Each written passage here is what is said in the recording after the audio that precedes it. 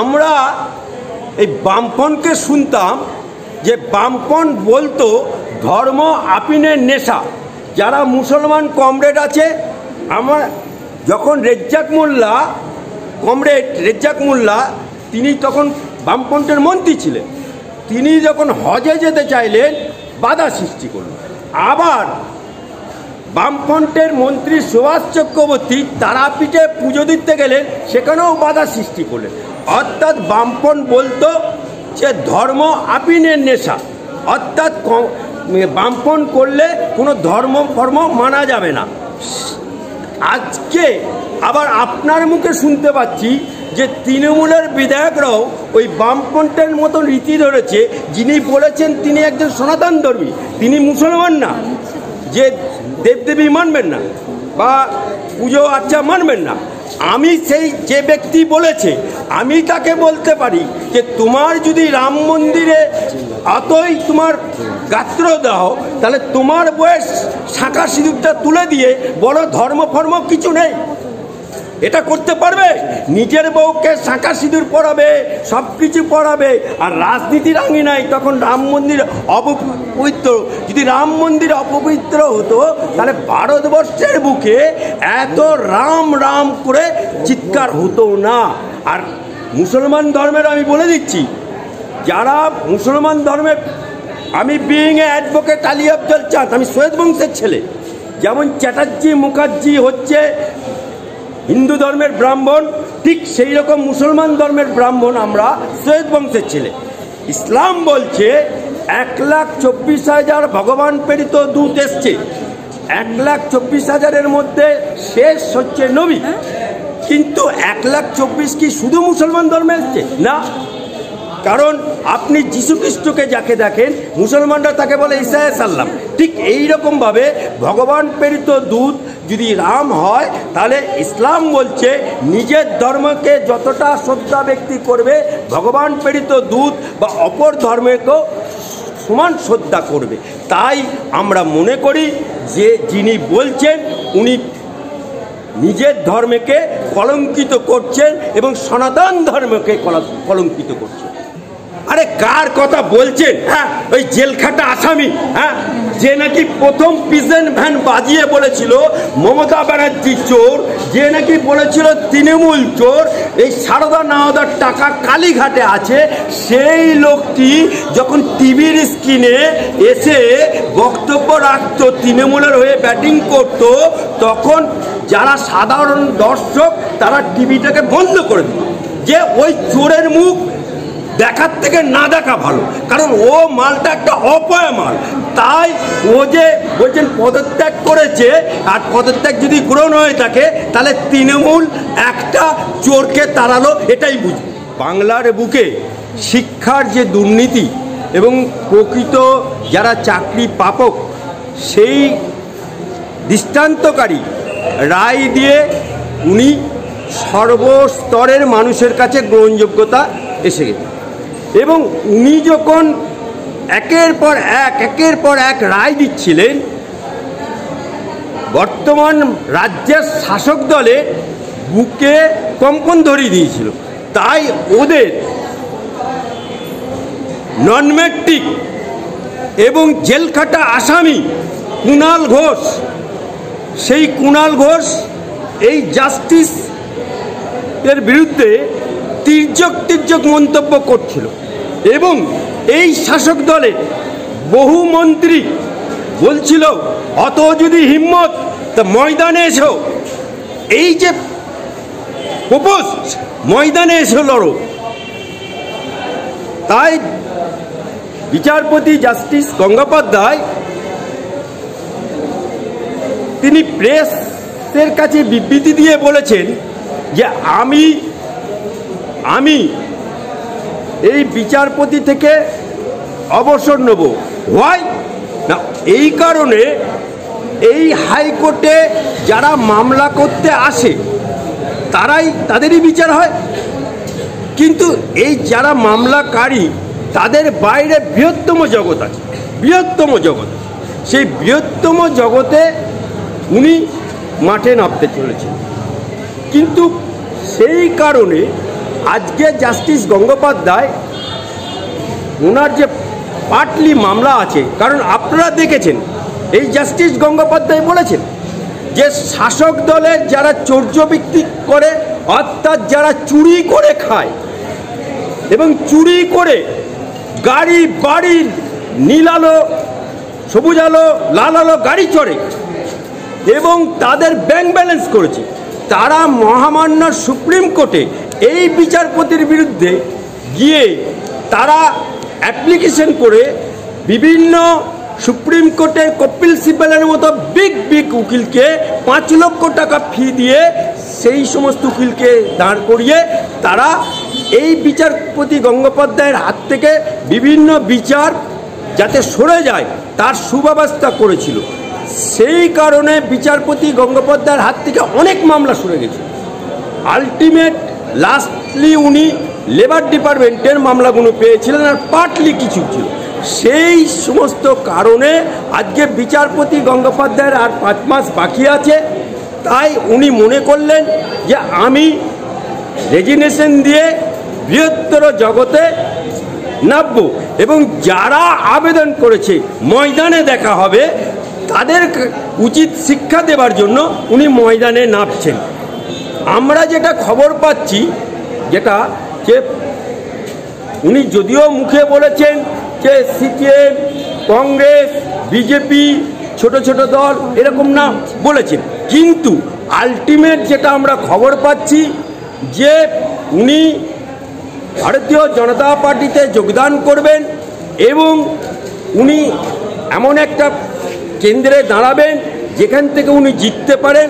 আগাম আমি বলে দিচ্ছি, যদি উনি ভারতীয় জনতা পার্টিতে যোগদান করেন এবং জনগণের দ্বারা নির্বাচিত হন, তাহলে বাংলার বুকে মানুষ কানুন মন্ত্রী দেখতে পারবে সর্বভারতীয় ক্ষেত্রে। আর উনি যদি ল মিনিস্টার হয়, তাহলে আজকের শাসক দল তাদের অনেকের নেতা মন্ত্রীদের খাটিয়া খাড়া হয়ে যাবে। কার কথা বলছেন? দেবাংশু, আরে ও কে? কদিন রাজনীতি করছে? হ্যাঁ, কদিন রাজনীতি করছে? ও তো বলেছিল না, যারা বিজেপি থেকে মানে তৃণমূল থেকে বিজেপিতে চলে গেছিল, হ্যাঁ, তাদের যদি তৃণমূল আবার ফিরিয়ে নেয়, উনি কালীঘাটে নাকি শুয়ে থাকবে। তা কালীঘাটে উনি শুয়ে থাকলেন আর তৃণমূল বিজেপি থেকে আবার তৃণমূলে চলে গেল। মুকুল রায় চলে গেল উনার বুকের ওপরে পা দিয়ে, আবার অর্জুন সিং চলে গেল উনার বুকের ওপরে পা দিয়ে, আবার রাজীব ব্যানার্জি চলে গেল উনার বুকে পা দিয়ে। অর্থাৎ উনি তো কাকাতুয়া, ওই কাকাতুয়ার মতো না বকতে পারলে উনার তো চাকরি নেই, বাকরি নেই, ব্যবসা নেই, বাণিজ্য নেই, হ্যাঁ, বাপ 14 পুরুষের জমি জায়গা নেই, উনি খাবে কি? তাই উনি এই সমস্ত কথা বলছেন। দেখুন, তৃণমূলের অন্তর্দ্বন্দ্ব, তৃণমূলের গোষ্ঠীদ্বন্দ্ব, তৃণমূলের মানে তোলার ভাগবটারা নিয়ে এ দ্বন্দ্ব, এ তো সবে শুরুয়াত, এ তো ট্রেলার हो रहा है, পিকচার আবি বাকি হ্যাঁ। এখনও আমি বলে দিচ্ছি, একটা বিচারপতির শুধু অ্যানাউন্স করেছে, কোন দলে করবে বলেনি। আপনি দেখুন 22টা সিট কিন্তু এখনও বাকি রেখেছে বিজেপি, ঘোষণা করেনি, 20টা ঘোষণা করেছে। এই 22টা সিটে কত মহারথীরা, কত বাউন্সাররা, তৃণমূলের ঘর খালি না হয়ে যায়। চোরকে কোনোদিন বিজেপি আশ্রয় দেবে না, কারণ তৃণমূলের যত চোর আছে, ডাকাত আছে, খুনি আছে, শাহজাহানের মতো মালরা আছে, শওকত মোল্লার মতো মালরা আছে, এই সমস্ত লোকেরা বিজেপির দরজায় কড়া নাড়ানো তো অনেক, ঢোকা তো অনেক দূরে থাক, বিজেপির গণ্ডিতে পা দিতে পারবে না। বিনা যুদ্ধে তৃণমূলকে উপহার বিজেপির প্রার্থী তালিকা দেখে বলছেন দেবাংশু, কি বলবেন? আবার সেই দেবাংশু, আবার সেই কাকাতুয়া, হ্যাঁ, যে কথা বলার জন্য মাইনে পায়, সেই কাকাতুয়ার উত্তর আমাকে দিতে হবে। এই কাকাতুয়া যেমন একটা বোল্ড আউট হলো, হ্যাঁ, একটা কাকাতুয়া বোল্ড আউট হলো, একটা চোর বোল্ড আউট হলো, হ্যাঁ, কুণাল ঘোষ, এও কবে মালটা বোল্ড আউট হবে খালি ইন্তজার করবে। দিদি 12 বছর ক্ষমতায় থাকার পরে আজকে তোমাকে তুমি দিদি নম্বর 1-এ যেতে পারলে, সন্দেশখালিতে যেতে পারলে না, যে সন্দেশখালিতে তোমার নেতারা, শাহজাহানের মতো নেতারা, যারা মানুষের ইজ্জত হরণ করেছে, ওখানে কি বলতো শাহজাহানের লোকেরা? চিকেন চিকেন ডাগর ডাগর মাল পাঠাতে হবে। আহা দিদি, তোমার তৃণমূলের লোকেদের কি ভাষা ছিল! আবার বলছে কি রাজবাবাটায় পিঠে করতে ডাকছে। আহা দিদি, তোমার লোকেরা কি বলতো?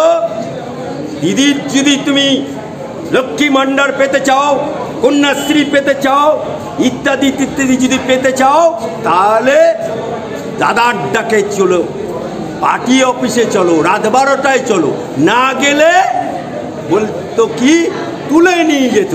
আহা দিদি, তুমি 500 থেকে 1000 লক্ষ্মী ভাণ্ডার করছো, শিডিউল কাস্টদের 1200 টাকা করছো, আর তোমার নেতারা ওই 500 টাকা 1000 টাকা দিচ্ছ বলে মেয়েদেরকে ইজ্জত বিক্রি করতে হচ্ছে। ভাবতে লজ্জা হয়, বাংলার মুখ্যমন্ত্রী একজন মহিলা, তার দলের নেতারা, তৃণমূলের শাহজাহানের লোকেরা আজকে ইজ্জত বিক্রি করতে বাধ্য হচ্ছে। লজ্জা করে না এই মুখ্যমন্ত্রী? তিনি আবার বলছে, আবার মুসলমান এলাকায় গেলে গদ মুসলমান দেখলে, চাচা দেখলে, দাড়িওয়ালা চাচা, টুপি দেখলে উনি আবার মাঝে মধ্যে, আজকাল দেখছি মুসলমান ভোট হাতছাড়া হয়ে যাচ্ছে। উনি একটা বক্তব্য দিচ্ছিলেন, কি বক্তব্য? যে হিন্দু ভোট যদি বিজেপি নিয়ে নেয়, নওশাদ সিদ্দিকী, কংগ্রেস, সিপিএম যদি মুসলমান ভোট নিয়ে নেয়, তাহলে আমরা আঁটি চুষবো। অর্থাৎ উনি ভয় পেয়েছেন যে মুসলমান ভোট যদি ওনার হাতছাড়া হয়ে যায়, তাহলে ওনার গদি টলমল হয়ে যাবে। তাই উনি মুসলমানের সবাই ওনাকে আল্লাহর কসম খেতে হচ্ছে। আল্লাহর কসম কে খায়, কখন খেতে হয় উনি জানে। আবার হিন্দু এলাকায় এসে বলছে, আমি মমতা ব্যানার্জি সাত্বিক ব্রাহ্মণ, যাও দেবী স্বর্গবতস্যৈ নমস্তস্যৈ নমস্তস্যৈ। আহা দিদি, তোমার একই অঙ্গে কত রূপ দেখব। তাপস রায়, আমি ব্যক্তিগতভাবে ওনাকে চিনি, কারণ উনি ছাত্র পরিষদ করতো। সুরেন্দ্রনাথ থেকে, চিত্তরঞ্জন থেকে কলকাতা বেসিসে ওনার উত্তর কলকাতায় ভালো সংগঠন ছিল।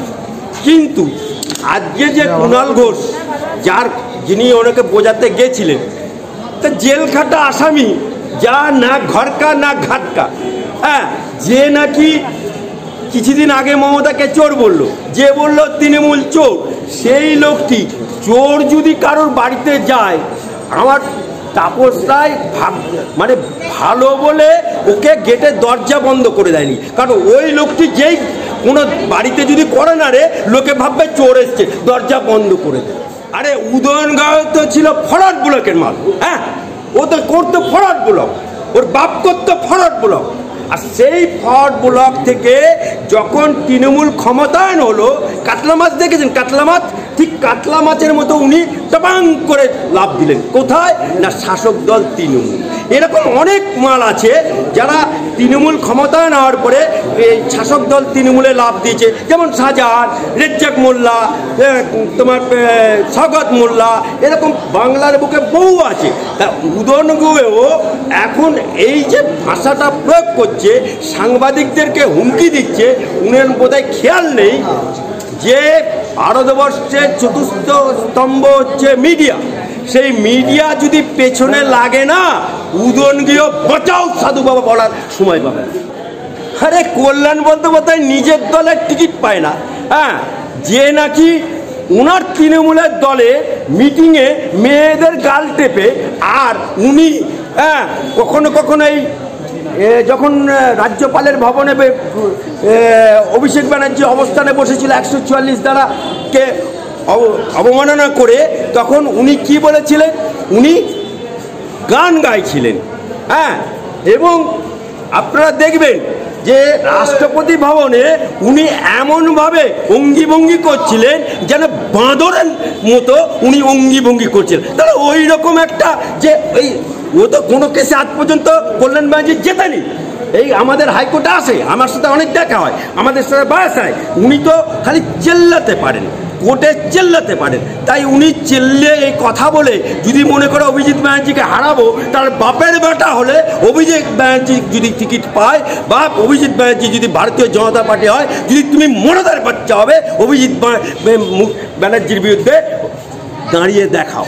আবার উদয়নগৃহ, হ্যাঁ, ওই ফট ব্লকের মালটা, হ্যাঁ, এই উদয়নগৃহ ওদের অখিলগিরি বলেছিল না কারামন্ত্রী যে শাহজাহান চিকিৎসার জন্য গেছে বাইরে, আর সেই শাহজাহানকে পেয়ে গেল 56 দিনের পরে পুলিশ মিনাখা থেকে।